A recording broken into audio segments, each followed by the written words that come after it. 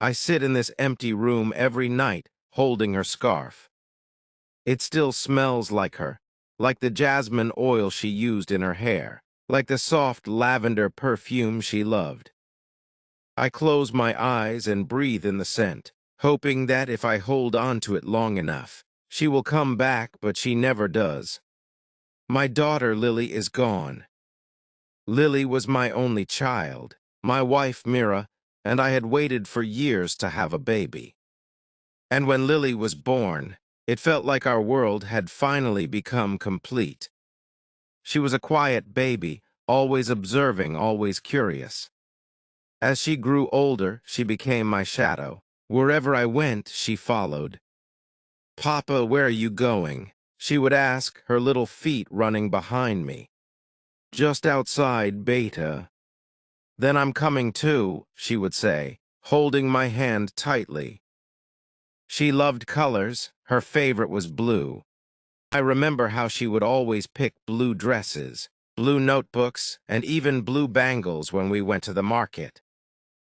But her most favorite thing was her blue scarf. She got it on her 10th birthday. It was a simple, soft scarf, a gift from Mira, but Lily loved it. She wore it every day to school, to the park, even at home. "This scarf is magic, Papa," she told me one day. "Magic," I smiled. "Yes, it keeps me warm when it's cold and makes me feel safe when I'm scared." I laughed at her innocence, but I never imagined that one day this scarf would be the only thing left of her. It was a normal morning. Lily was getting ready for school. She was tying her blue scarf when she turned to me. "Papa, do I look nice?" she asked, twirling in front of me.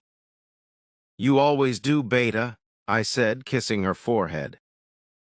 "Okay, I'm going," she said, grabbing her school bag. "Careful on the road," I reminded her. "I know, Papa, don't worry." She smiled and ran outside.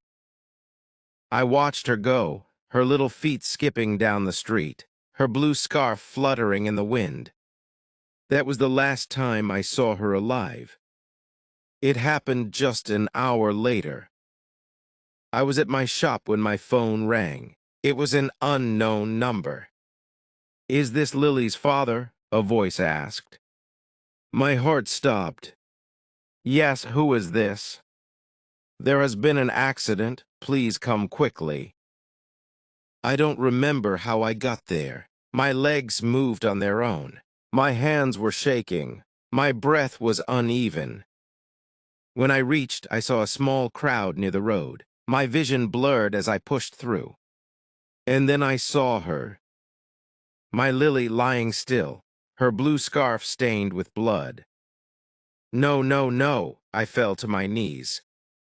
Someone touched my shoulder. She ran across the road. "A car," the words faded into nothing.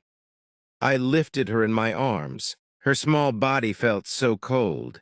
Her eyes were closed. Her lips, which once smiled so brightly, were now pale. She was gone. The days after her death passed in a blur. People came, they spoke in whispers. They cried, they left. But I stayed, alone in her room.